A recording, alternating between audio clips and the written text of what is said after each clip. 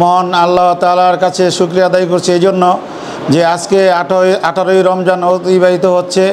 আমরা সুষ্ঠু সুন্দরভাবে এই 18ই রমজান পালন করলাম এবং আল্লাহর কাছে প্রার্থনা করছি এই জন্য যে আগামী যে কয়টি রোজা আছে এই রোজাগুলি যেন আমরা পালন করতে পারি।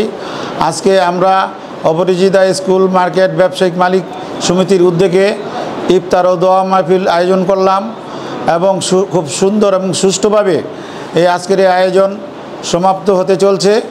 সবাইকে ধন্যবাদ জানিয়ে সবার সুস্বাস্থ্য কামনা করে